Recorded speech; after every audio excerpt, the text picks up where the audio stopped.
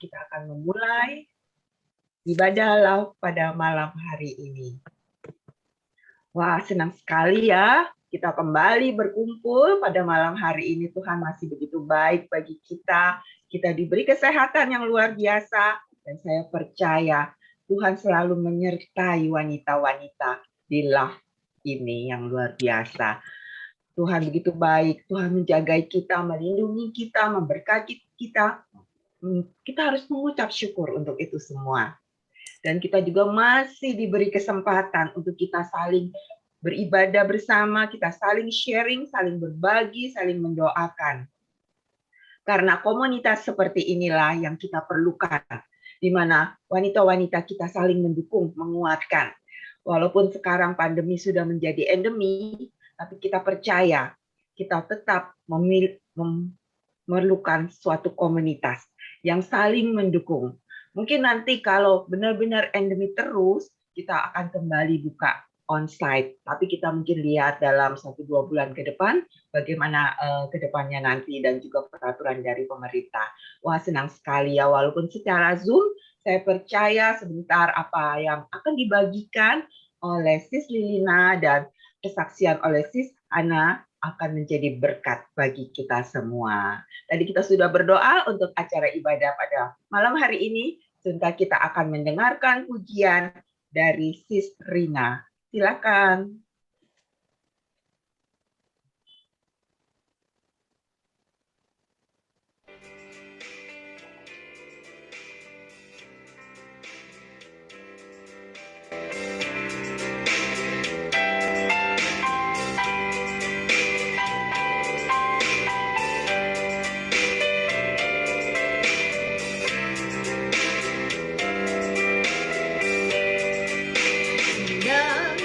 Rencana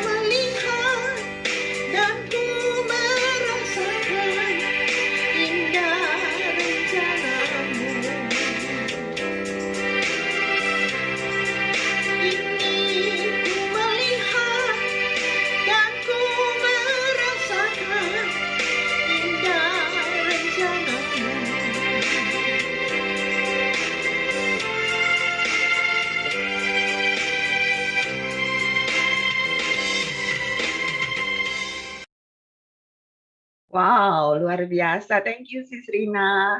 Ujian yang sangat menguatkan dan membangkitkan kita semua. Halo ladies yang sudah hadir di LOF Grand Kelapa Gading malam hari ini. Mengucap syukur, selamat datang, selamat join dengan kami.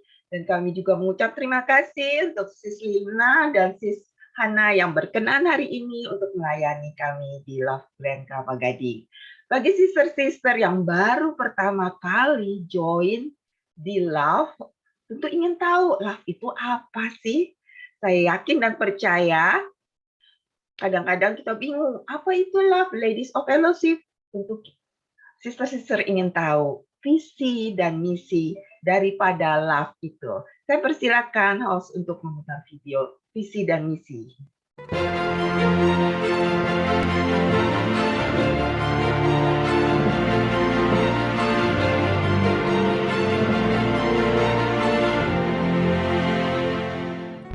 Ladies of the Fellowship adalah persekutuan para istri anggota FGB MFI. Ini merupakan wadah bagi istri untuk dapat berbagi kasih, pengalaman dalam hidup sebagai pasangan anggota FGB MFI. Tujuan LOF adalah untuk memaksimalkan fungsi istri dari anggota FGB MFI dalam menopang visi misi FGB MFI yang dijalankan para suami mereka yang merupakan anggota FGB MFI. Misi pelayanan LOF adalah 1. Menyadari panggilan Tuhan sebagai istri anggota FGB MFI. Ketika Tuhan memanggil pasangan, berarti termasuk istrinya, karena mereka adalah satu. Para istri perlu memahami arti pelayanan dalam FGB MFI. Karenalah merekalah tonggak doa bagi pelayanan suaminya, sehingga syarat para istri mendukung pelayanan suami di FGB MFI, maka kekuatan spiritual dari suaminya akan meningkat dan meningkat. 2. Mendorong pelayanan pasangan di FGB MFI. Para istri selayaknya mendukung dalam menjalankan pelayanan di FGB MFI. Mereka dapat dengan aktif melayani dengan cara membagikan majalah Voice dan mendampingi para pasangan dalam mengikuti pertemuan yang memang diadakan untuk pasangan atau pertemuan pasangan. 3. Memperlengkapi kerohanian istri anggota FGB MFI. Meningkatkan kadar kuantitas dan kualitas doa dari istri. Belajar menyampaikan firman dan memberikan wadah bersekutu bagi istri. LOF aktivitas. LOF memiliki beberapa aktivitas dan pertemuan rutin, yaitu 1. Mengadakan pertemuan LOF. 2. Mendampingi pasangan dalam mengikuti airlift dan landlift. 3. Mendampingi pasangan dalam mengikuti konvensi nasional. Hubungi kami untuk semua kaum wanita yang ingin bergabung dan mengalami terobosan dalam hidup. Tuhan Yesus memberkati. Ya, itulah visi dan misi daripada Love. Kita ada di bawah Full Gospel. Jadi para sister-sister mungkin yang suaminya belum join, dapat join di Full Gospel di wilayahnya. Karena saya yakin di Jakarta ini begitu banyak acara-acara Full Gospel. Mungkin punya teman, nanti bisa tanya yang wilayah sekitarnya. Nah, ajaklah bapak-bapak mungkin pertama sister-sister bisa menemaninya, sehingga bapak-bapak itu tidak merasa sendiri. Nah, selain itu sister-sister tetap join di LOF. Biar kita bertumbuh bersama, kita bisa mendukung suami kita di sini di Love, kita juga saling berbagi, kita juga mendengarkan kesaksian, sharing-sharing yang luar biasa, yang saya yakin sangat-sangat menguatkan kita. Nah, sebentar ini kita akan mendengar salah satu kesaksian dari sister kita, Sis Hana yang luar biasa. Saya persilakan Sis Hana. Suaranya belum. Sudah. Ya. Puji Tuhan, Shalom. Selamat malam. Shalom. Ibu-ibu yang LOF yang terbahagia di dunia. Terima kasih buat pengurus dari Grand Kelapa Gading, Bu Monica, dan pengurus Zoom yang mengundang saya untuk memberikan kesaksian. Terima kasih Bu Evi yang sudah menghubungi. Puji Tuhan, salam kenal buat ibu-ibu yang hadir. Perkenalkan, nama saya Hana Miyasaki. Marga Miyasaki adalah dari papa saya, dan suami saya adalah Yanto Wijaya. Saya memiliki 2 anak laki-laki dan belum menikah. Pada malam hari ini saya juga ada ditemani dari ibu-ibu dari Bali NTB ya, ada beberapa yang hadir. Mungkin nanti ada yang sedikit terlambat. Puji Tuhan, saya nggak sendirian dari Bali. Puji Tuhan. Terima kasih saudara. Pada malam hari ini saya akan menceritakan bagaimana campur tangan Tuhan yang luar biasa dalam kehidupan saya, di mana beberapa waktu yang lalu, kesaksian ini sudah beberapa tahun yang lalu, itu sempat membuat trauma buat saya. Jadi saya mau mengingatkan kepada ibu-ibu yang hadir bahwa jangan pernah meremehkan doa sebelum kita bepergian. Jadi biasanya kalau kita mau pergi jauh, kita berdoa dulu ya. Tapi seharusnya juga yang dekat-dekat juga harus berdoa ya. Puji Tuhan.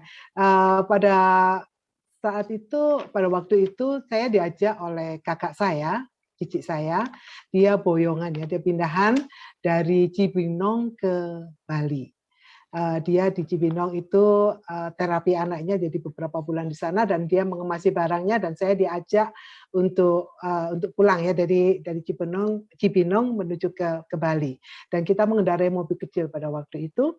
Nah, kira-kira perjalanan di Situbondo di daerah Jawa Timur itu tepatnya di daerah wisata Pasir Putih. Nah, pada waktu di situ tengah malam, jam 1 malam, saya ingat betul, dan pada waktu itu hujan turun begitu derasnya. Itu hujannya tuh kenceng banget, sehingga kipas dari mobil itu nggak ngatasin ya. Jadi jalannya mesti pelan-pelan, karena nggak kelihatan ya jalan. Dan pada waktu hujan begitu deras, ibu-ibu tahu bahwa perjalanan itu jalan provinsi ya. Jadi yang sebelah kiri itu pantai dan yang sebelah kanan itu bukit. Ini daerahnya Ibu Acen ya. Ibu dari di daerah Situbondo. Nah, pada waktu itu karena hujannya begitu deras dan itu air laut pasang. Jadi jam 1 malam itu air laut itu meluber ke jalan raya dan sementara air yang dari bukit itu gundul ya, banyak pohon-pohon besar, ada beberapa masih ada, tapi yang di atas itu ditanamin jagung. Jadi itu yang membuat jadi air semakin santer ya dari atas. Nah, pada waktu saya melewati satu bendur presiden, pembenihan bendur ya, udang windu gitu. Nah, bendur presiden itu temboknya cukup panjang. Jadi kalau ibu-ibu melewati jalan provinsi itu sekarang masih belum ada tol di situ ya, masih jalan-jalan provinsi kalau naik mobil sendiri. Nah, pada waktu itu setelah melewati tembok bendur presiden tepat di depan pondok pesantren, saya lupa apa namanya pondok pesantren itu, dan itu anak-anak dari pondok pesantren kira-kira anak kelas 5 kelas 6 itu mencoba untuk menolong kami, jadi membawa mobil kami itu ke arah tengah karena mobilnya kan mobil kecil, jadi jangan terlalu ke pinggir. Nah, karena mobil kami di tengah itu yang menyebabkan banyak mobil-mobil besar itu yang macet, nggak bisa jalan. Jadi posisi mobil kami tepat di depannya pondok pesantren, pintu gerbangnya pondok pesantren, dan mobil-mobil yang gede-gede yang ada fuso di depan dan ada bis itu nggak bisa lewat. Nah, pada waktu itu tengah malam itu anak-anak itu mencoba untuk menolong kami dengan menyuruh kami untuk berada di pos dari pondok pesantren itu ada pintu gerbangnya di situ cukup lebar dan di situ ada 2 pos, tetapi saya berteduh di pos yang sebelah kiri. Itu tinggi ya, posnya lebih tinggi dari jalan. Dan pada waktu itu saya sempat menelpon suami saya bilang tolong jemput kami besok pagi ya, tolong jemput kami karena mobilnya ini terjebak di situ. Dan saudara tahu waktu saya telepon dengan suami saya membuka pos satpam itu yang belakangnya juga ada pintu tapi pintunya terbelah 2. Jadi atas dengan bawah. Saya buka bagian atas dan saya masih melihat ada satu gedung atau aula yang begitu besar, cukup besar di tengah-tengah itu ya, pondok pesantren itu, dan waktu itu hujan cukup deras, masih deras. Dan saya penutup kembali pintunya dan saya mendengar ada suara jedak jeduk. Ternyata pos yang kami tinggali itu ukuran 2 kali 2 meter itu diterjang oleh pohon-pohon yang begitu besar. Jadi kalau pohon itu dipeluk itu nggak muat ya tangan kita. Jadi begitu besar dan itu pohon itu telanjang. nggak ada kulitnya lagi. Dan banyak batu-batu besar yang melewati dan menabrak pos itu, sehingga suaranya jedak-jeduk seperti itu. Nah, pada waktu kami berteduh di situ, saya juga berdoa terus bersama dengan kakak ipar saya berdoa terus, dan saya melihat ada pohon yang besar, ada batu-batu besar yang menimpa mobil-mobil yang ada di jalan, dan ada atap rumah. Ternyata atap rumah itu adalah atap dari aula dari pondok pesantren itu yang cukup besar. Jadi temboknya udah rata dengan tanah. Dan pada waktu itu saya sempat mendengar ada suara blam begitu ya. Ternyata itu tembok dari benur presiden yang nggak tahu berapa ratus meter, mungkin BFI yang biasanya lewat di situ bisa tahu, itu roboh. Jadi karena air laut pasang, jadi dihantam dengan air laut dan juga dihantam dengan air yang dari bukit. Jadi itu seperti di depan kami itu seperti pusaran air. Jadi mobil kecil yang tadinya itu kan pendek, jadi makin lama makin tinggi. Yang arahnya semula menghadap ke timur, jadi berbalik arah menghadap ke barat. Dan di bawah mobil itu banyak batu-batu yang membuat mobil itu semakin tinggi. Sedangkan mobil Elf yang di depan kami itu juga tinggal atapnya saja. Jadi air begitu tinggi. Karena air laut yang pasang itu ya yang membuat kendala semuanya itu. Dan itu membuat kami ketakutan juga. Jam 1 malam dan kira-kira ya jam 4 pagi begitu, air laut sudah mulai turun. Dan pada waktu saya sempat berpikir ya, pada waktu air mulai membual-bual seperti itu cukup mengancam kami ya, dan saya cuma berpikir, Tuhan tolong kami Tuhan, kalau nanti ya, saya pikir ini pikiran manusia, kalau nanti sampai ini pos yang saya tempati ini jebol, wah saya harus ke mobil Fuso yang depan saya. Kira-kira mobil Fuso itu dengan jarak saya sekitar 3 meter, dan itu nggak mudah dilalui karena air begitu santer ya, airnya begitu derasnya, ya waduh nggak mungkin. Tapi itu satu-satunya, karena Fuso itu rupanya muatannya berat, jadi dia anteng, tetap kekeh di situ ya, nggak goyang sama sekali. Dan saya pikir, aduh Tuhan tolong, kami selama 3 jam itu hanya berdoa dan berdoa. Dan kami juga merasa ketakutan, dan itu tembok dari pondok pesantren itu juga pagarnya juga sudah lenyap, nggak ada bekasnya. Dan pada waktu jam 4 pagi air sudah mulai surut. Karena air lautnya surut, begitu cepat air seperti digelondor gitu yang dari bukit, dan cepat sekali kering ya, jadi cepat sekali sekalipun masih banyak air yang mengalir. Dan pada waktu jam 4 pagi saya mencoba untuk ke Hotel Sansui, karena nggak jauh dari situ ada Hotel Sansui, dan maksudnya kami mau membersihkan diri di situ. Pada waktu kami ke hotel itu, ternyata Hotel Sansui itu tandonya jebol, jadi nggak ada air di situ, jadi semua ya kotor semua, hotelnya juga nggak karu-karuan ya bentuknya ya. Dan pada waktu di situ kami juga dijumpai oleh Bapak Bupati setempat, beliau juga menanyakan keadaan kami, dan saya bilang ya nggak apa-apa Pak, baik-baik, cuma mobilnya aja yang masih mangkrak di situ ya, karena menghalangi mobil-mobil yang lain. Dan dari situ kami juga diwawancari oleh grup SCTV, dan dari kru SCTV ini kami dengar bahwa ada satu ibu, pagi itu masih ditemukan satu ibu yang meninggal, dan ibu ini dia adalah penjaga jagung di bukit itu. Dan saya merasa pertolongan Tuhan yang luar biasa. Dan jalan itu ditutup sekitar 7 hari kalau nggak salah ya, karena mesti pembersihan, karena banyak batu-batu dan pohon dan lain sebagainya, yang mobil-mobil macet yang ada di tengah jalan itu. Jadi saya merasa Tuhan sangat luar biasa. Saya teringat dengan ayat Mazmur 121 ayat yang ke-7, dikatakan, Tuhan akan menjaga engkau terhadap segala kecelakaan, Ia akan menjaga nyawamu. Luar biasa firman ini, dan luar biasa kuasa Tuhan. Saya sangat merasa bahwa Tuhan campur tangan dalam keadaan seperti itu. Di pos yang sangat kecil, Tuhan peduli karena malaikat Tuhan menjagai. Puji Tuhan, terima kasih. Tuhan Yesus memberkati. Ya. Terima kasih Sis Hana, luar biasa kesaksiannya. Sangat-sangat menguatkan kita semua. Memang benar, di dalam kita melakukan segala sesuatu, dalam kita melangkah segala sesuatu, hendaknya kita membawanya di dalam doa. Dan juga kita bisa membaca Mazmur 91 yang membuat perlindungan bagi kita. Saya percaya apa yang telah dibagikan benar-benar menjadi pembelajaran yang menguatkan, dan saya juga menguatkan bagi Sis Hana sendiri. Terima kasih, kita akan lanjut. Berikutnya kita akan mendengarkan kembali pujian untuk memasuki firman Tuhan. Saya persilakan Sis Rina.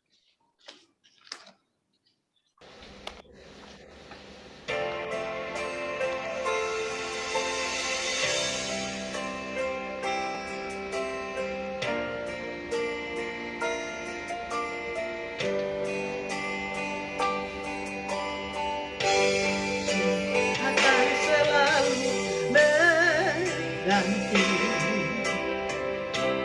Kasih Tuhan tetap abadi, tak akan berubah sampai selamanya. Ku tetap percaya, yakin Tuhan memberkati, ku yakin Tuhan melindungi. Burung di udara Tuhan pelihara karena kasih-Nya. Tuhan selalu menolongku, selalu menjagaku. Sehelai di rambutku tak akan terjatuh tanpa seizin-Mu. Tuhan selalu menolongku, selalu menjagaku. Dia mengenyangkan aku dan peliharaku seumur hidupku. Musim akan selalu berganti, kasih Tuhan tetap abadi, takkan berubah sampai selamanya. Ku tetap percaya, ku yakin Tuhan memberkati, ku yakin Tuhan melindungi. Burung di udara Tuhan pelihara karena kasih-Nya. Tuhan selalu menolongku,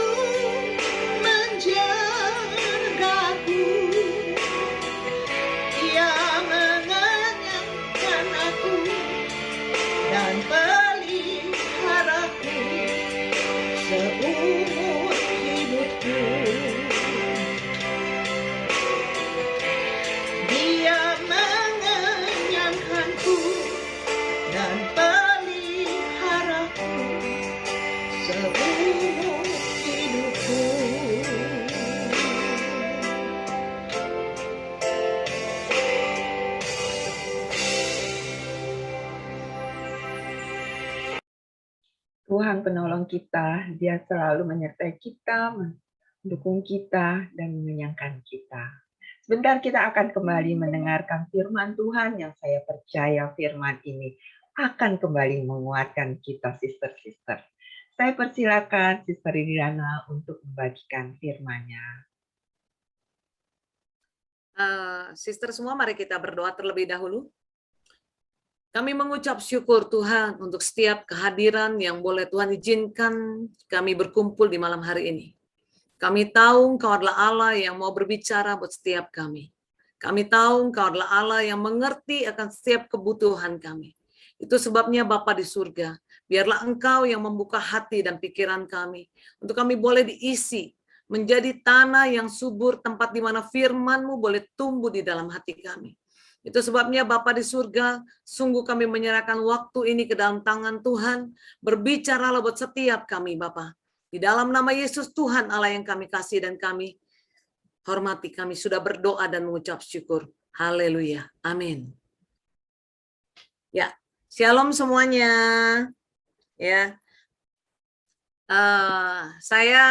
waktu saya tadi buka Zoom ini, saya bilang sama Tuhan, wow, saya berkesempatan untuk boleh melihat satu generasi di atas saya, di mana orang-orang perempuan-perempuan yang mencintai Tuhan, yang hidupnya di dalam hari-hari hidupnya, di malam masa tuanya, masih tetap mengasihi Tuhan dengan penuh semangat.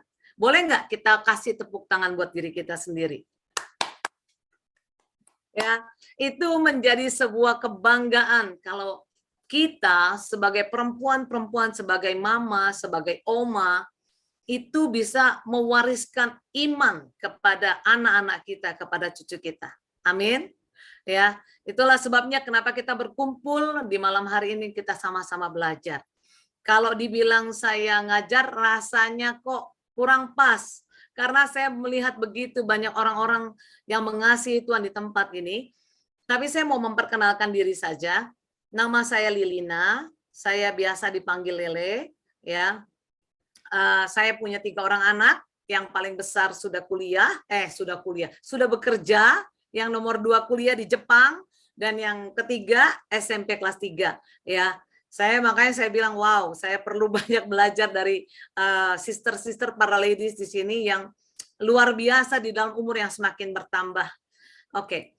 Background saya adalah TNT daripada DKI 3 di tempatnya Sis Uun. Saya kuliah konseling waktu saya punya anak ketiga, ya. Jadi waktu S1 saya kuliah lulus ekonomi, kemudian waktu saya mengambil S2 setelah punya anak 3, saya masuk di dalam bidang konseling, ya. Memang karena background saya bukan background psikologi, waktu saya kuliah S2 saya harus ekstra karena saya harus mempelajari mata kuliah psikologi yang seharusnya ada di sesi S1, di pelajaran waktu S1, ya.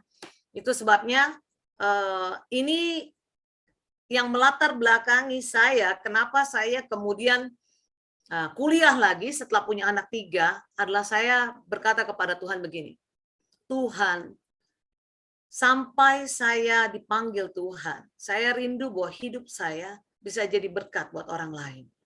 Ya, saya sadar waktu umur yang semakin bertambah, intensitas kita di dalam melayani Tuhan pasti sudah mulai berkurang.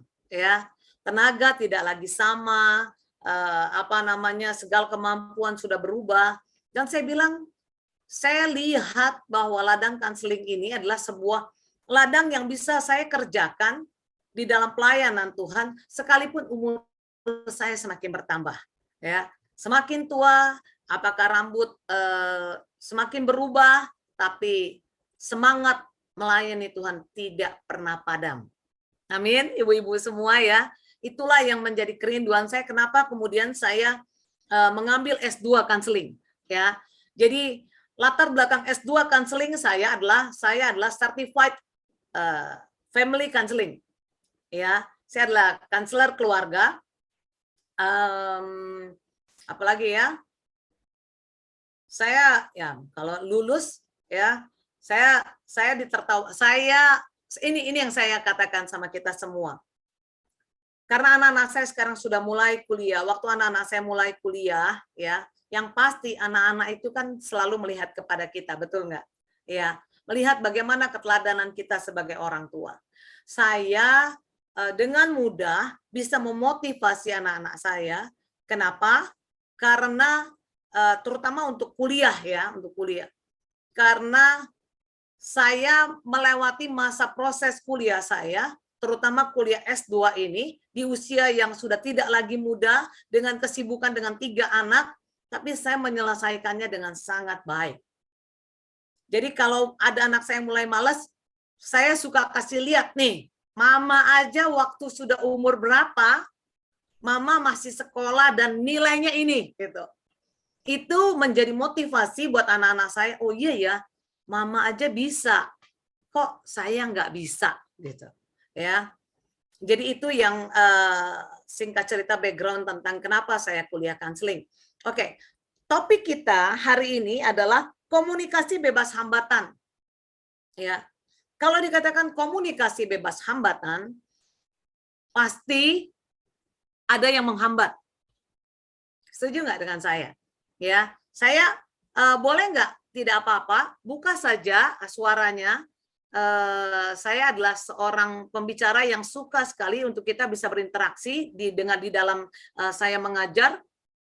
Buka aja suaranya, jangan di-mute, boleh? Ya, sehingga ada yang bisa boleh meresponi saya untuk menjawab. Ya. Kalau dikatakan komunikasi bebas hambatan, artinya ada hambatan yang sering terjadi di dalam komunikasi kita, sehingga komunikasi itu tidak berjalan lancar. Sebelum kita membahas lebih jauh kata komunikasi bebas hambatan, ada 2 hal di sini yang kita perlu belajar, ada kata komunikasi dan ada kata hambatan. Mari kita sama-sama tahu apa itu komunikasi. Komunikasi adalah proses di mana 2 orang bisa menyampaikan isi hatinya dan lawan bicaranya itu bisa mengerti apa yang dimaksudkan dengan baik. Itu sebabnya di dalam komunikasi itu haruslah 2 arah. Ya. Jadi kalau 1 arah itu bukan komunikasi. Ya. Makanya di dalam komunikasi dekat dengan kata dialog. Apa dialog? Dialog itu 2 arah. Kalau hanya seperti saya mengajar dan para sister mendengarkan, ini monolog. Ya, monolog. Komunikasi haruslah 2 arah. Yang satu menyampaikan, yang lain mendengarkan. Kemudian bergantian. Yang mendengarkan berbicara dan yang satu mendengarkan. Ya. Dan yang kedua adalah hambatan. Ya. Adalah hambatan. Nah, memang di dalam komunikasi, sebelum kita membahas bagaimana cara berkomunikasi dan segala macam, kita harus menyingkirkan hambatan-hambatan di dalam komunikasi kita. Kalau dikatakan komunikasi bebas hambatan, itu karena ada yang menghambatnya. Ada kerikil-kerikil yang kita mungkin tidak sadari, itu menghambat kita untuk terjadinya sebuah komunikasi yang baik. Ya, tanpa komunikasi yang baik, tidak akan pernah terjadi sebuah kesatuan. Tanpa komunikasi yang baik, tidak ada terjadi persahabatan. Tanpa komunikasi yang baik, itu akan menghancurkan hubungan. Ya. Jadi kita perlu menyadari betapa pentingnya komunikasi di dalam kehidupan kita. Bukan hanya di dalam pernikahan, ya. Buat kita yang masih memiliki pasangan, kita tahu bahwa sekalipun usia pernikahan kita sudah banyak, tapi sampai kita menutup mata, seringkali masih terjadi miskomunikasi. Betul nggak Ibu-Ibu? Betul. Ya, walaupun kita sudah menikah sampai berpuluh-puluh tahun, tapi herannya tetap aja terjadi miskomunikasi. Ya. Nah, apalagi dengan itu kita dengan pasangan ya. Dengan pasangan kan kita satu generasi. Sekarang yang terjadi adalah bagaimana tidak terjadinya miskomunikasi antara kita dengan orang-orang yang lahir di dalam dekade 60-an, 50-an, dengan anak-anak kita yang kemudian lahir mungkin di tahun-tahun saya, 70-an, 80-an. Apalagi dengan cucu-cucu yang kemudian, karena di sini banyak oma yang saya lihat, dengan cucu-cucu yang lahir tahun 90-an atau 2000. Ya, jauh banget kan. Nah, ini bisa terjadi miskomunikasi, bukan hanya bisa, sering kali terjadi miskomunikasi, sehingga pesan yang mau disampaikan tidak bisa diterima dengan baik oleh orang yang diajak berkomunikasi. Itu namanya miskomunikasi. Ya. Nah, apa yang menjadi hambatan kita? Yang pertama, itu kita mesti sama-sama belajar ya. Kerikil-kerikil yang sering menghambat jalan komunikasi kita adalah waktu hati kita itu masih menyimpan kepahitan dan kekecewaan. Ya, kita tidak bisa berbicara, kita tidak bisa ngobrol secara enak. Ya, paling terasa nih kalau sama-sama di dalam love nih, ya.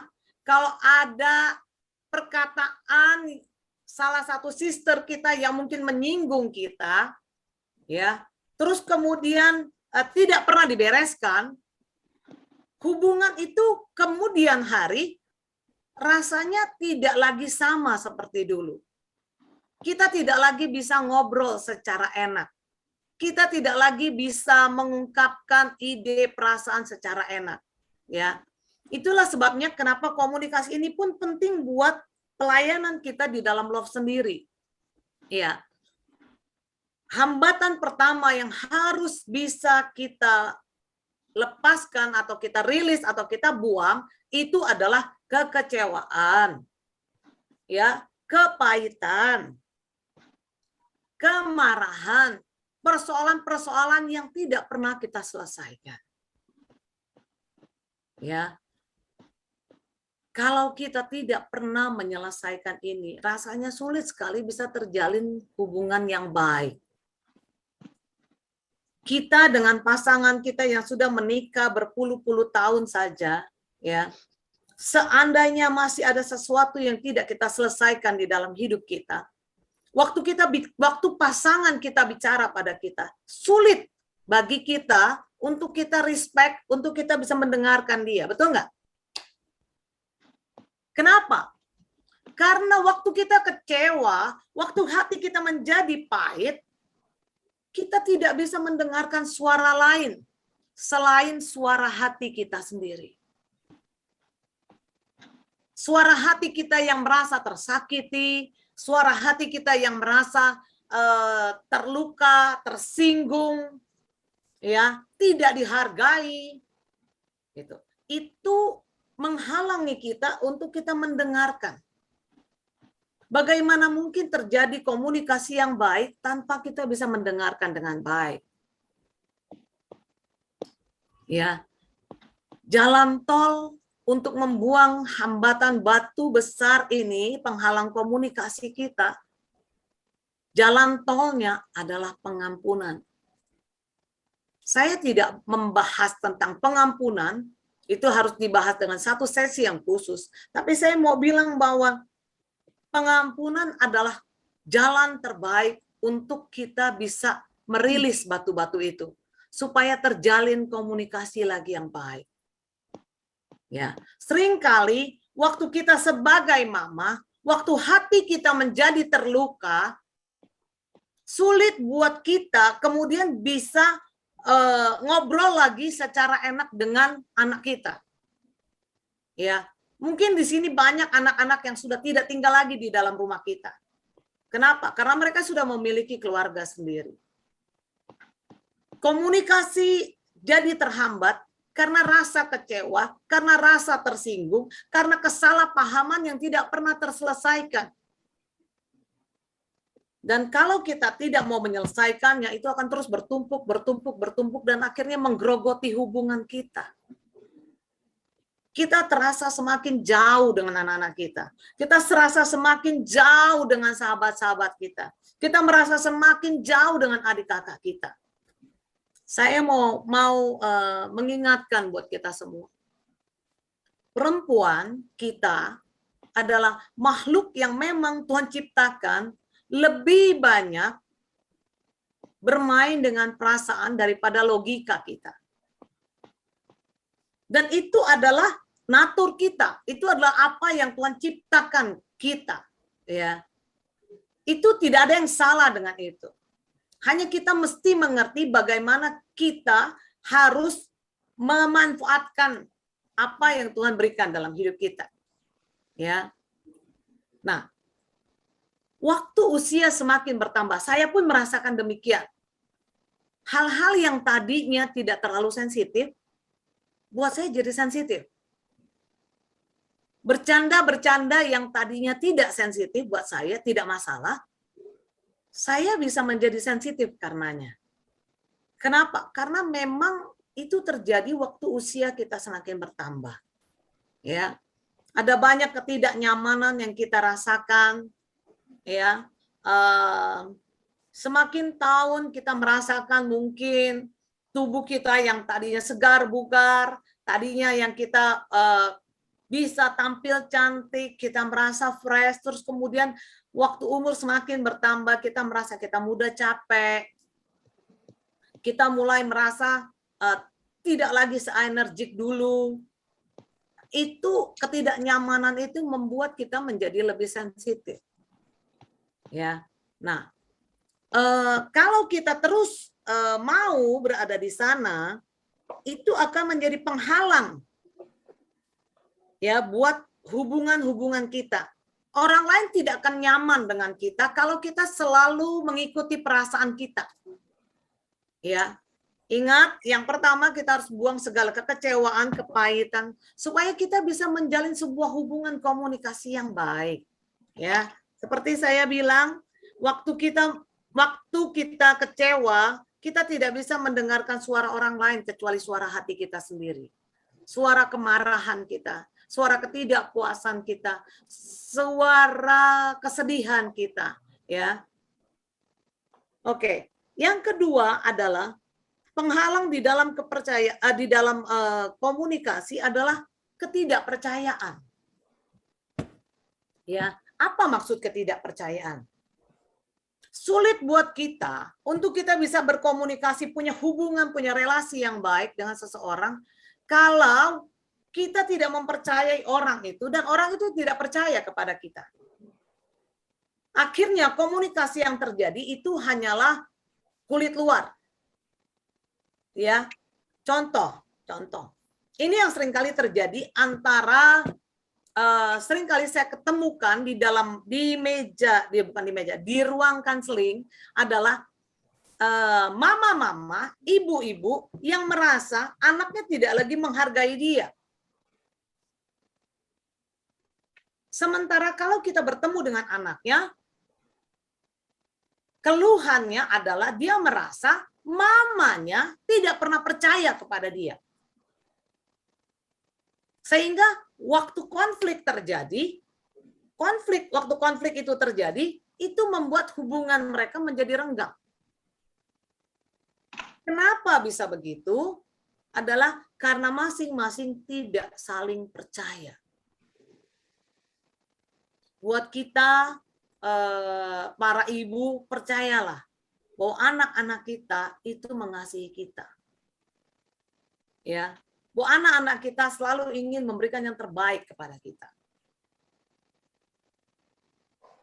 Buat kita sebagai anak, percayalah bahwa nasihat orang tua kita itu karena mereka mengasihi kita. Seringkali kita sebagai anak menjadi pusing karena kita merasa mama kita terlalu bawel. Semua hal mama kita mau tahu, semua hal mama kita mau komentar. Kita menjadi anak yang merasa, kok mama saya nggak percaya saya sih? Nggak percaya bahwa saya mampu sih? Segala sesuatu, begitu saya keluar rumah semua harus diingatkan. Saya sudah atur, saya bisa. Nah, ini kan ada gap. Gapnya apa? Gapnya adalah ketidakpercayaan satu sama lain. Nah, kita harus berubah.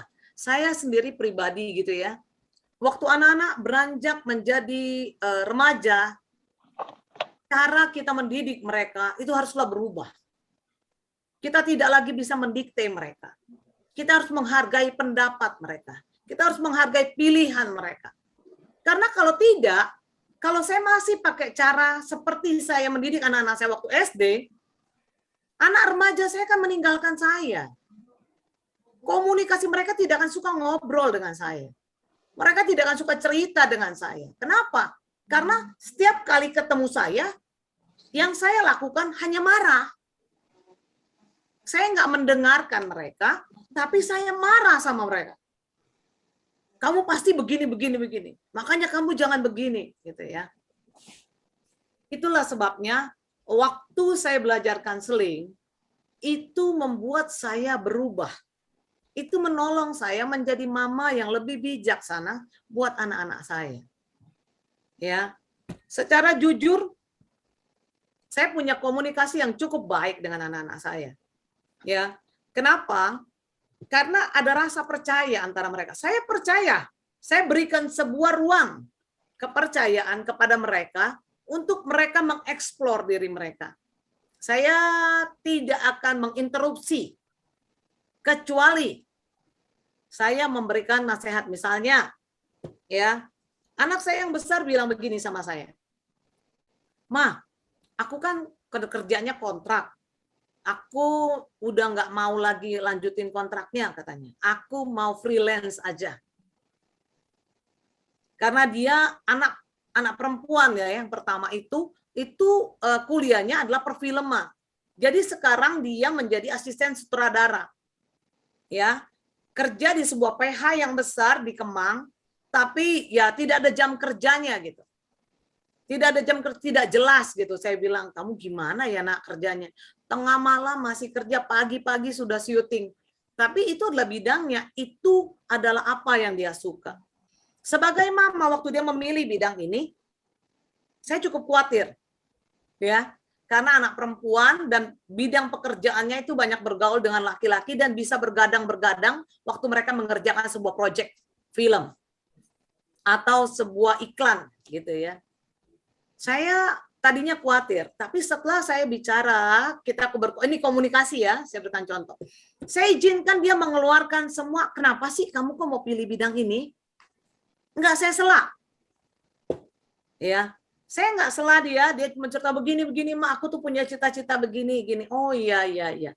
Dan saya bilang, "Kalau begini bagaimana?" Saya sudah katakan sama anak perempuan saya, "Ingat ya, perfilman adalah bidang pekerjaan yang umurnya sangat pendek buat kita perempuan, seperti pramugari." Kenapa? Karena ada rentang umur waktu menjadi tua, biasanya tidak lagi terpakai kalau pramugari ya, terutama Indonesia. Kalau di negara bule tidak. Saya pernah naik pesawat Belanda, itu pramugarinya umurnya 50-an. Ya, jadi kepala pramugari. Tapi kalau di Indonesia rata-rata kita lihat semua cantik-cantik waktu terbang ya, muda-muda gitu.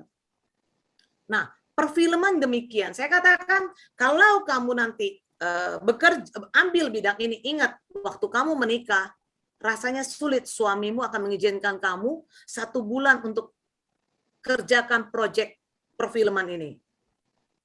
Ya, dia mempertimbangkan dan dia bilang, "Ya oke lah," kata dia.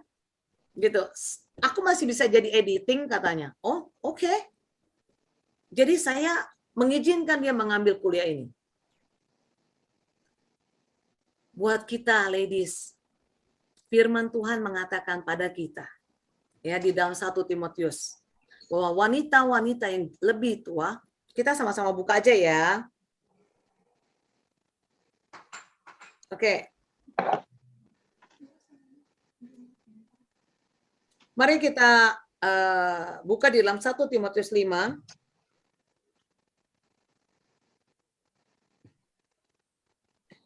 Timotius 5 ayat 2. Demikian firman Tuhan, perempuan-perempuan tua sebagai ibu, saya baca dari ayat 1 ya, mengenai saudara-saudara seiman. Janganlah engkau keras terhadap orang tua. Ini nasihat buat kami-kami yang lebih muda, ya. Melainkan tegurlah dia sebagai bapa dan tegurlah yang muda sebagai saudaramu. Maksudnya kalau yang perempuan ya sebagai ibu. Perempuan-perempuan tua sebagai ibu dan perempuan muda sebagai adikmu dengan penuh kemurnian. Ya. Firman Tuhan menasehatkan kita bahwa waktu umur kita menjadi bertambah, hendaklah kita menjadi ibu. Menjadi orang, kalau lahir sebagai perempuan, itu adalah nature kita. Itu adalah karena penciptaan Tuhan. Tapi menjadi seorang perempuan yang bijaksana, seorang ibu yang dicintai oleh keluarganya, itu adalah sebuah pilihan.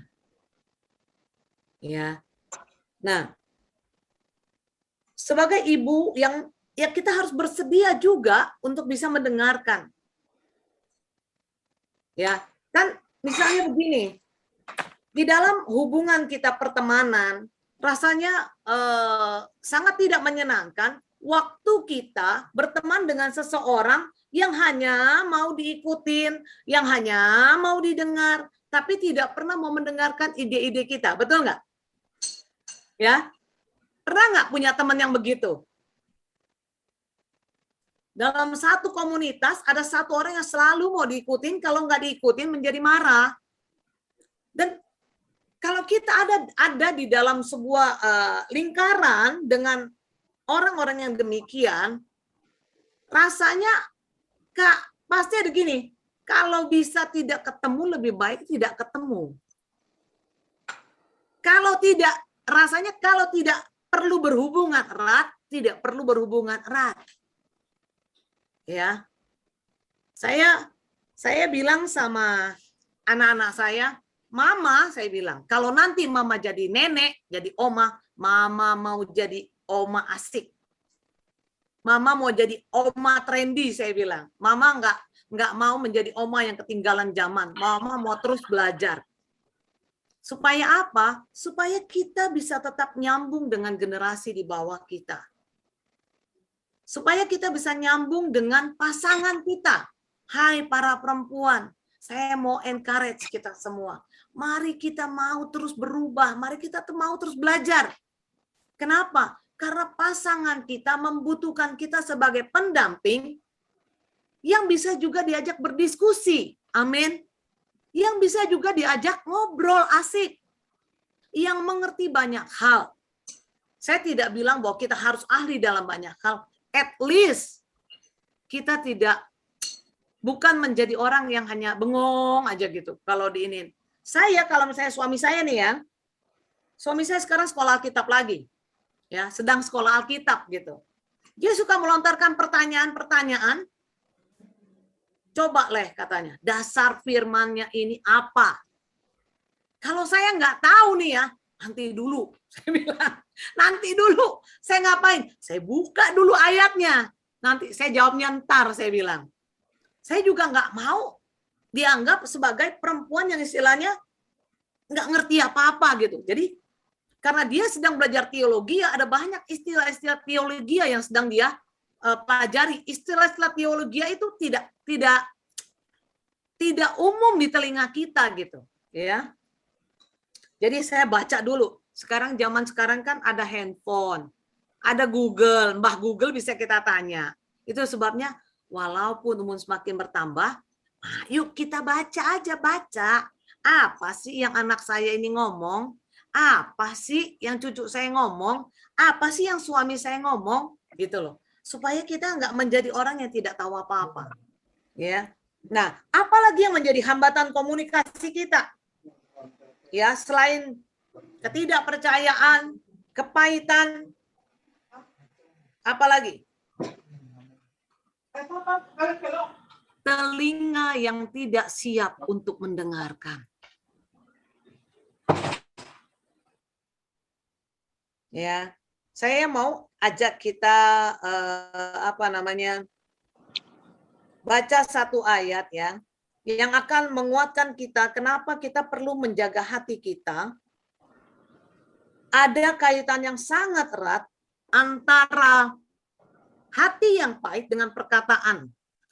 Ya, Efesus 4 ayat 26, 29, 31 dan 32 bilang begini. Apabila kamu menjadi marah, janganlah kamu berbuat dosa. Janganlah matahari terbenam sebelum padam amarahmu. Ini bukan hanya berlaku untuk suami istri, tapi juga berlaku untuk hubungan kita di dalam kakak beradik, pertemanan, atau anak dengan orang tua ya. Janganlah ada perkataan kotor keluar dari mulutmu. Oh, ternyata waktu hati kita menjadi marah, perkataan yang keluar dari mulut kita, itu juga bisa menjadi perkataan yang kotor. Perkataan kotor bukanlah bicara yang tidak senonoh, tapi perkataan-perkataan yang bisa menyakitkan hati orang lain. Ya, kenapa? Karena firman Tuhan bilang begini selanjutnya. Tetapi pakailah perkataan yang baik untuk membangun di mana perlu, supaya mereka yang mendengarnya beroleh kasih karunia. Bagaimana mungkin hati kita yang sedang pahit itu akan mengeluarkan perkataan yang manis? Karena firman Tuhan bilang juga, ya, bahwa air yang manis itu akan keluarnya manis. Tapi kalau air sumber hati kita kotor, air yang keluar juga akan kotor. Gitu. Itulah kenapa saya bilang batu paling besar kita harus bereskan itu. Ya. Banyak orang akan bisa melukai kita. Orang yang paling dekat dengan kita adalah orang yang paling mungkin melukai hati kita. Itu sebabnya kalau kita ada ganjelan, kalau kita ada kekecewaan, mari diselesaikan. Mari diselesaikan. Seandainya kekecewaan dan persoalannya menjadi besar, carilah orang yang bisa dipercaya untuk menjadi perantara supaya hubungan ini bisa kembali baik. Ya. Hatimu yang mengampuni itu akan membuat apa yang keluar dari mulutmu menjadi hal yang indah. Ya, sebagaimana Tuhan menginginkan kita mengeluarkan perkataan-perkataan yang baik, yang mendatangkan kasih karunia buat orang yang mendengarnya. Ya. Oke. Nah, mungkin ada di antara kita bilang begini, enggak kok, saya nggak pernah ngomongin kata-kata yang nggak baik, saya nggak pernah sumpahin orang, saya nggak pernah mengejek atau mengatakan hal-hal yang tidak baik. Mungkin kita tidak pernah melakukannya secara verbal, tapi kita melakukannya melalui bahasa tubuh kita. Apa sih bahasa tubuh? Contoh ya, kalau waktu kita punya bayi kecil di rumah, ya, anak kita kan yang bayi ini kan belum bisa ngomong. Bagaimana caranya dia kasih tahu bahwa ada hal yang nggak nyaman dalam dirinya. Kalau dia ngompol, kalau perutnya sakit, kalau dia lapar, gimana caranya? Pakai apa? Pakai nangis. Pakai apa? Mungkin badannya, saya selalu tahu kalau anak saya tuh dulu waktu kecil, dia kayak sakit perut. Karena kalau dia dibedong, badannya bisa ngulet, kayaknya dia nggak nyaman banget gitu. Dan saya tahu. Gitu. Bahkan badannya yang ngulet-ngulet itu sebelum saya buka bedongnya, saya tahu dia itu pup, dia itu pipis. Kenapa? Karena ada hubungan yang dekat, dan kita bisa membaca bahasa tubuhnya, betul nggak? Ya. Demikian juga dengan kita. Kadang-kadang kita tidak mengeluarkan perkataan yang tidak baik, tapi kita mengeluarkan gaya-gaya bahasa-bahasa tubuh tuh yang tidak menyenangkan orang lain. Misalnya nih loh, bibir nih. Kita seringkali langsung memajukan bibir bawah kita.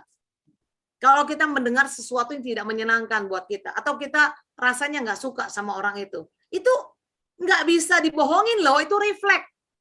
Ya, coba nanti kalau udah selesai Zoom, coba ngaca. Mainkan mukanya, kira-kira ada mimik-mimik itu akan keluar nggak gitu. Ya, kita mesti belajar, semua sebenarnya sumbernya adalah hati. Semua sumbernya hati. Bahasa tubuh kah, bahasa verbal kah, bahasa non-verbal kah dengan tertulis, itu sumbernya hati. Kalau hati kita tidak suka, hati kita tidak baik, hati kita penuh kemarahan, ada hal yang mengganjal, pasti hasilnya juga tidak baik yang keluar. Ya. Nah, sekarang kan tadi dibilang kan komunikasi bebas hambatan. Mau nggak buat kita menyingkirkan hambatan-hambatan itu? Karena apapun yang kita lakukan, kalau kita masih menyimpan hambatan itu, komunikasi tidak akan terjalin dengan baik. Ya, dengan siapa kita masih tidak bisa berbicara dengan manis. Dengan siapa kita tidak lagi bisa ngobrol dengan enak. Ya, saya memang harus mengakui sebagai orang yang lebih muda, orang-orang muda, itu kemampuan kami untuk mendengarkan itu minim sekali. Sehingga seringkali waktu berbicara dengan orang yang lebih tua, dengan orang tua kita atau kita yang lebih tua lebih gampang merasa bahwa kita tidak didengarkan. Ya. Sama sepertinya anak remaja saya, kalau saya datang mau kasih tahu dia bilang apa? Udah tahu. Mama nggak perlu ngomong, aku udah tahu. Pernah nggak kita ngalamin gitu? Pernah nggak anak-anak kita mengatakan hal yang demikian? Dan tanpa sadar itu menyakitkan hati kita. Mau nggak? Kita, sekalipun kita adalah orang yang lebih tua, tapi kita adalah orang yang lebih mengerti tentang firman Tuhan. Kita adalah orang yang lebih ditaruh sebuah kesempatan mengenal Kristus lebih lama. Mau nggak kita membereskan itu? Kita mengampuni orang yang tanpa sadar dia melukai kita dengan sikap tubuhnya, dengan perkataannya. Kita simpen itu lama, sehingga seringkali sesudah itu komunikasi itu tidak pernah lancar. Ada tiga kata, saya bilang magic word yang sebenarnya kita sudah tahu sebagai mama. Tidak, saya yakin kita tahu sekali. Karena 3 kata ini ada 3 kata yang kita ajarkan kepada anak-anak kita waktu anak kita kecil, ladies. Pertama adalah tolong, maaf, dan thank you. Bukankah kita selalu mengajarkan anak-anak kita? Kalau kamu mau minta tolong, katakan, tolong dong. Betul nggak? Tolong dong. Waktu orang lain sudah menolong kita, kita ajarkan sama anak-anak kita, terima kasih ya. Kalau diberikan sebuah barang, diberikan apa aja, kita selalu mengajar anak-anak kita bilang apa? Terima kasih ya. Ketiga, kita bilang apa? Waktu kita melakukan sebuah kesalahan atau kita tanpa sengaja merugikan orang lain atau melukai orang lain, kita diajarkan oleh orang tua kita dan kita mengajarkan anak-anak kita untuk mengatakan, maaf ya. Seberapa kita tahu bahwa perkataan 3 kata ini itu masih berlaku buat kita juga. Apakah kita masih berkata, Pap, kalau kita sama suami kita ya, Pap, tolong dong ambil ini. Atau kita bilang, ambilin dong. Jangan lupa ya, jemput anak-anak, saya nggak sempet molof. Atau kita bilang, Pap, tolong ya, aku molof nih. Tolong jemput anak-anak. Kita seringkali melupakan hal-hal yang simple, yang sebenarnya itu bisa menjadi jembatan terjadinya komunikasi yang indah, komunikasi yang manis, baik dengan pasangan, atau dengan anak, atau dengan teman kita. Waktu kita minta sesuatu, misalnya gini ya, telepon misalnya, mama saya nih, contoh mama saya itu kan ya memang ibu rumah tangga lah, dia suka masak dan dia suka suka masak pakai arak merah itu loh, arak beras itu. Dia kalau telepon saya, Leh, tolong mama dong beli arak merah mama habis. Hati saya sebagai anak, waktu mama saya bilang, Leh, tolong dong, saya akan dengan sangat sukacita, mau membelikannya. Kenapa? Karena kata tolong artinya I need you. Saya membutuhkan kamu. Ya. Yang kedua adalah kata thank you. Jangan katakan terima kasih kalau kita tidak benar-benar menginginkan mengatakan terima kasih. Ini bukan lip service, ini bukan hanya di mulut saja. Jadi kalau ada orang memberi kepada kita, jangan berpikir bahwa itu kan memang kewajibannya dia memberi pada saya. Kalau anak menantu kita memberikan kita baju, tidak perlu berkomentar apakah bajunya bagus atau tidak bagus. Waktu ada orang memberi kepada kita, entah kamu dimakan makanannya, entah tidak, kita selalu ngajarin anak-anak kita, bilang apa anak-anak? Makasih ya. Kan begitu. Betul nggak sih? Apakah kita bilang terima kasih kalau makanannya kita suka? Apakah kita ngajarin anak kita bilang terima kasih kalau bajunya itu bisa dipakai? Kan enggak. Kita selalu bilang, kalau ada orang memberi sesuatu pada kamu, ucapkan terima kasih. Kenapa? Karena kamu diingat orang. Betul nggak sih? Nggak banyak loh orang yang sayang sama kita. Ingat kalau pergi jalan-jalan, kalau teman love kita pergi keluar kota, membawakan kita kue, mungkin tidak banyak jumlahnya. Hanya satu kota kecil, ucapkan terima kasih dengan sungguh-sungguh. Kenapa? Karena dia mengingat dirimu. Karena dia menganggap engkau sebagai sahabatnya. Bukan karena kalau kasih kue yang besar, baru dia menganggap dirimu sebagai sahabatnya. Tidak. Kalau ada orang yang membelikan sesuatu walaupun kecil, itu artinya dia mengingat dirimu. Untuk itu, kita perlu bersyukur. Amin, ibu-ibu. Ada orang sayang sama kita. Katakan terima kasih ya. Dengan sungguh-sungguh. Meaningful gitu loh. Kata terima kasih itu artinya saya menghargai kamu. Kalau kata terima kasih kita ucapkan kepada pasangan kita, itu akan membuat dia merasa semakin yakin sebagai pemimpin dalam keluarga. Kalau kata terima kasih kita ucapkan kepada anak-anak kita, sekalipun anak kita menantu kita lebih muda dari kita, kita bilang makasih ya udah bawain mama ini. Itu mengatakan bahwa kita menghargai mereka. Percayalah, itu akan menjadi jembatan sebuah komunikasi lebih indah. Yang ketiga adalah kata maaf. Kata maaf adalah kata yang sering kali kita lupakan bersama berjalannya usia yang semakin bertambah.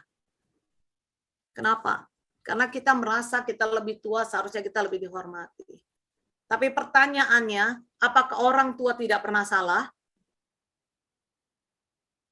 Pertanyaannya, apakah kita yang lebih, mungkin kita leadernya, kita leader di law, kita tidak pernah salah?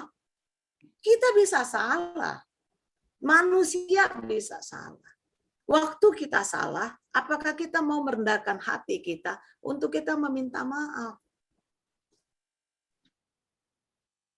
Kita menghendaki orang lain meminta maaf pada kita. Tapi kita tidak pernah mau melakukan yang sebaliknya. Itulah sebabnya kenapa komunikasi itu menjadi stuck. Tidak lagi terjadi komunikasi. Kata maaf bukan berarti kita salah. Kata maaf bukan berarti kita kalah. Bukan. Kata maaf berarti kita adalah pribadi yang mau rendah hati. Firman Tuhan juga mengajari kita untuk kita tidak tinggi hati. Karena firman Tuhan berkata bahwa orang yang congkak itu musuhnya Allah. Apakah kita mau menjadi musuh Allah? 3 kata ini. Kata yang simpel sekali. Yang mungkin saya berkesempatan di malam hari ini hanya mengingatkan kembali kita semua. Saya percaya kita tahu tentang hal ini. Ya. Di dalam komunikasi yang tidak kalah penting adalah berikan telingamu. Kadang-kadang kita tidak perlu bicara apa-apa. Kadang-kadang cukup buat kita mendengarkan saja. Itu lebih bisa berarti di dalam sebuah komunikasi. Waktu teman kita curhat, ya, waktu teman kita merasa gagal. Saya pernah ada satu cerita di dalam hidup saya. Waktu saya baru lulus kuliah, satu teman sekolah saya, teman SD, datang pada saya cerita, nangis-nangis, cerita kalau dia diusir sama suaminya. Diusir sama suaminya. Saya sangat bersimpati sekali sama dia, saya ingat. Tapi nggak lama kemudian, dia datang lagi sama saya. Jadi ceritanya, karena dia belum di dalam Tuhan, mereka bercerai lah gitu ya. Mereka bercerai. Saya belum kuliah konseling waktu itu. Mereka bercerai, terus kemudian dia datang lagi pada saya. Cerita kalau ada om-om yang deketin dia. Jadi dia punya anak 2, cantik, orangnya cantik banget, teman sekolah ini. Dan kemudian karena dia sudah bercerai, dia susah cari kerjaan, akhirnya dia jadi peliharaannya om-om ini. Umurnya kalau nggak salah omnya 61 gitu. Waktu itu kami baru berumur 30 kalau nggak salah. 30 atau 31 gitu. Waktu dengar itu, saya belum kuliah konseling.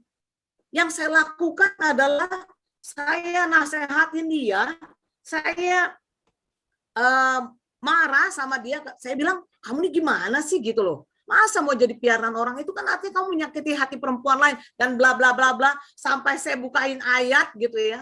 Saya waktu itu belum mengerti. Tapi akhirnya sejak saat itu, dia tidak pernah kembali untuk cerita pada saya. Dan saya kehilangan kesempatan untuk bercerita tentang Yesus kepada dia.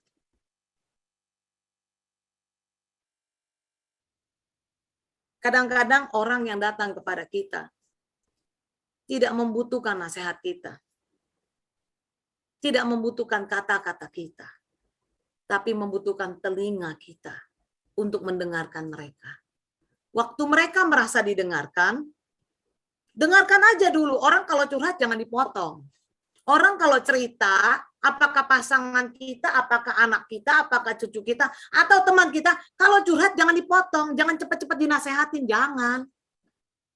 Nanti kalau sudah selesai cerita, kalau sudah selesai curhat, baru kita ngomong. Cuman seringkali saya juga bilang waktu saya belum kuliah konseling, kita ini suka terpancing. Kita suka tergoda mengomentari, orang belum selesai cerita, kita merasa udah tahu ujung ceritanya apa. Karena kan orang-orang yang kita temui ini kan macam-macam orang ya. Ada orang yang kalau cerita muter gitu kan. Muter dulu mau cerita, dia pergi ke Bandung. Tapi dia cerita dari pagi dia ngapain, dia ngemasin barang, kopernya jatuh, nggak kelar-kelar mau cerita ke Bandungnya gitu. Kadang-kadang kita menjadi orang yang tidak sabar dan kita bilang, iya terus udah langsung aja, lu ke Bandung ngapain? Begitu. Ya, dan waktu kita mengatakan begitu, orang yang diajak berkomunikasi langsung nggak jadi ngomong. Jadi kalau kita mau berkomunikasi dengan seseorang, kita siapkan telinga kita. Karena Alkitab juga mengatakan Tuhan memberikan 2 telinga dan 1 mulut. Supaya kita cepat mendengar dan lambat berkata-kata. Artinya apa? Waktu kita dengar, apakah perkataan yang menyenangkan atau tidak menyenangkan, jangan terlalu cepat untuk marah. Pikirkan dulu baik-baik, renungkan dulu, baru kita jawab. Apakah para sister mengerti sampai di sini? Ya, saya percaya bahwa bukanlah kebetulan Tuhan membawa kita berkumpul di malam hari ini, ya, untuk kita bisa saling belajar, untuk kita bisa saling mengerti hal-hal yang sederhana yang sebenarnya dulu kita lakukan, tapi kemudian kita lupa melakukannya lagi. Sehingga tanpa sadar, saat ini ada banyak hubungan-hubungan yang rusak, ada banyak komunikasi-komunikasi yang rusak yang tidak bisa lagi terjalin dengan indah, karena kita lupa akan hal ini. Itu sebabnya saya mau berkata, mari kita belajar bersama-sama. Ya, pelajaran firman Tuhan yang kita belajarkah tidak akan jadi apa-apa buat kita semua tanpa kita mau melakukannya. Ya, saya percaya bahwa para ladies di tempat ini, ya, para ladies di Kelapa Gading ini akan menjadi perempuan-perempuan yang perkataannya itu Alkitab bilang seperti apel emas di pinggan perak. Perkataannya itu tepat waktunya dan mendatangkan berkat. Amin. Ya, itu aja yang saya mau sharingkan buat kita semua di malam hari ini. Terima kasih.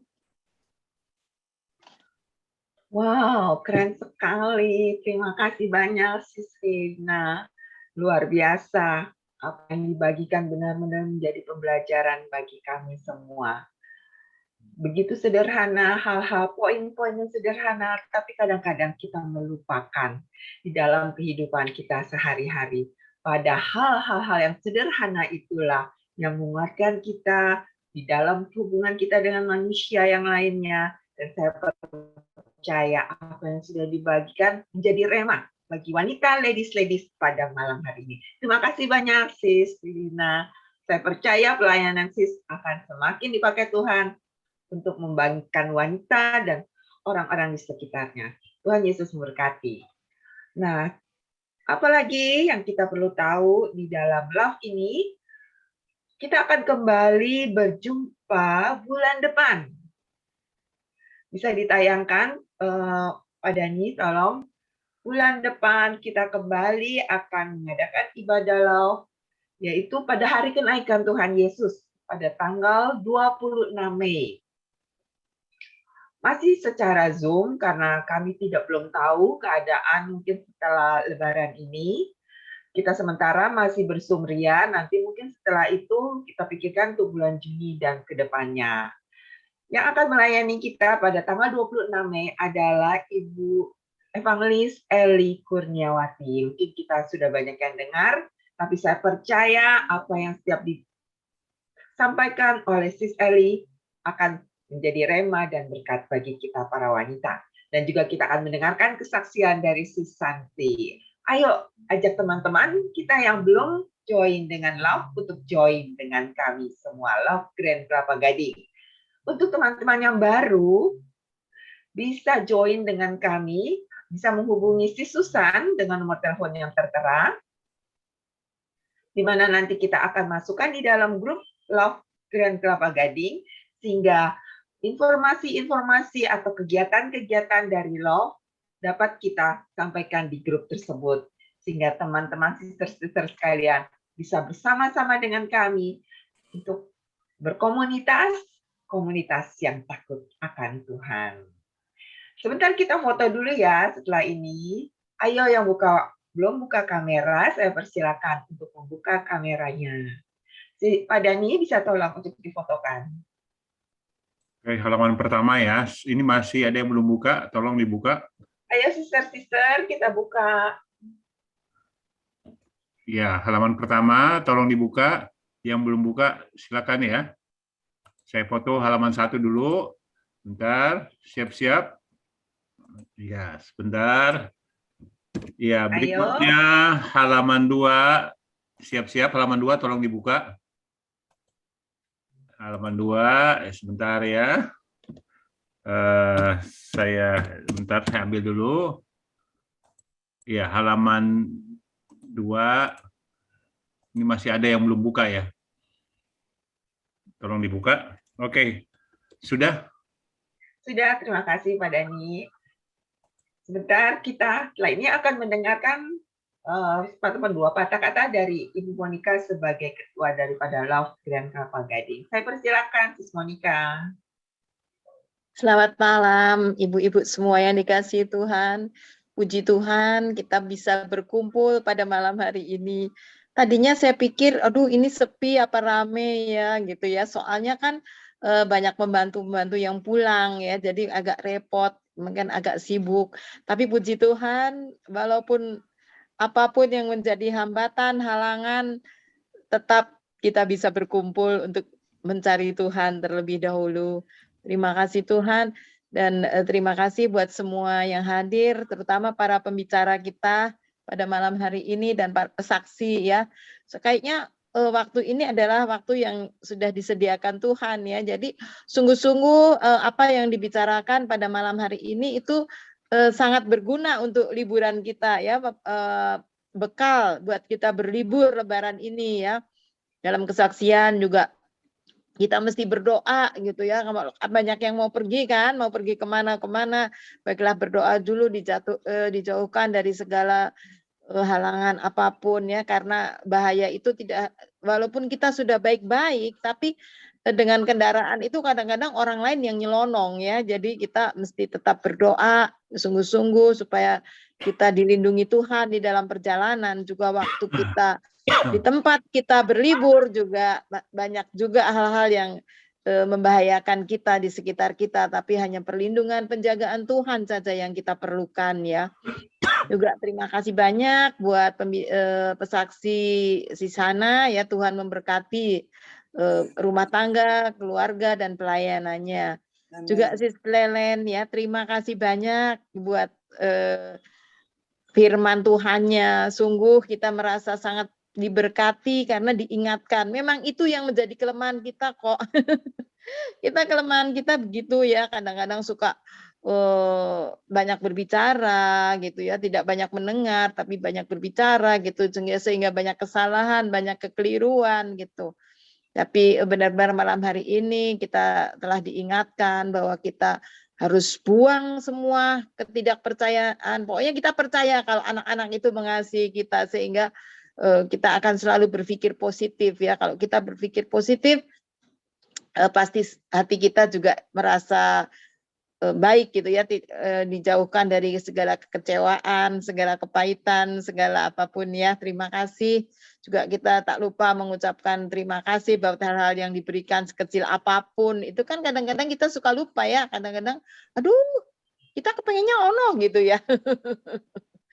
Puji Tuhan, kita ibu-ibu kami percaya bahwa semua yang diberikan saat ini adalah yang diperlukan untuk kita liburan, supaya dalam liburan kita bisa memperbaiki semua yang salah, kita perbaiki. Terima kasih, sehingga kita membuktikan bahwa kita menjadi ibu-ibu yang asik, nenek-nenek yang menyenangkan gitu ya, nggak jadi supaya bisa menjadi contoh dan teladan. Terima kasih Sis Lelen, Tuhan Yesus memberkati rumah tangganya, pekerjaannya, dan pelayanannya. Dan juga semua yang sudah ambil bagian dalam meeting pada malam hari ini, Tuhan Yesus memberkati. Dan tak lupa juga pada kita semua untuk mendoakan biarlah visi misi daripada LOF boleh tercapai, bahwa ibu-ibu semakin bisa menolong suami di dalam melayani maupun di dalam segala hal. Dan kalau ada yang suaminya belum ikut FGB, mari diajak ikut FGB. Dan ibu-ibu juga semua semakin mendorong suaminya untuk maju di dalam Tuhan. Terima kasih Tuhan Yesus, terima kasih semuanya. Mari kita berdoa untuk menutup meeting pada malam hari ini. Bapa di surga, kami sungguh mengucap syukur untuk Engkau yang sungguh baik di dalam kehidupan setiap kami. Engkau yang selalu mendengar segala seru doa kami Tuhan. Kiranya juga Engkau menilik setiap hati kami, semua yang datang pasti ada pergumulan, ada kerinduan, biarlah Engkau memberkati ya Tuhan. Juga pada pembicara Tuhan, kiranya juga urapan-Mu selalu ada di dalam dirinya, sehingga boleh dipakai Tuhan dengan lebih dan lebih lagi sebagai alat-Mu yang dahsyat di tangan Tuhan. Juga yang bersaksi Tuhan, biarlah juga Engkau tolong di dalam kesaksiannya, Engkau lebih menolong lagi, sehingga lebih banyak kesaksian lagi yang boleh diberitakan di mana-mana. Kami percaya semua yang telah Engkau kerjakan di dalam hidupnya Sisana boleh menjadikan kenangan yang indah, sehingga imannya tidak akan pernah goyah karena sudah melihat penyertaan yang sungguh dahsyat dan luar biasa. Terima kasih Tuhan juga buat semua yang hadir, semua yang melayani, biarlah Engkau juga mengembalikan dengan berlipat kali ganda segala ketaatannya Tuhan Yesus, dan segala cinta kasih-Nya kepadamu juga Tuhan selalu membalaskannya. Terima kasih Tuhan, biarlah berkat yang terbaiknya daripada Allah Bapa, cinta kasih daripada Yesus Kristus, dan penyertaan daripada Roh Kudus selalu menyertai kita semua dari saat ini sampai Tuhan Maranatha, Tuhan Yesus datang kembali. Haleluya. Semua yang percaya katakan amin. Terima kasih semua.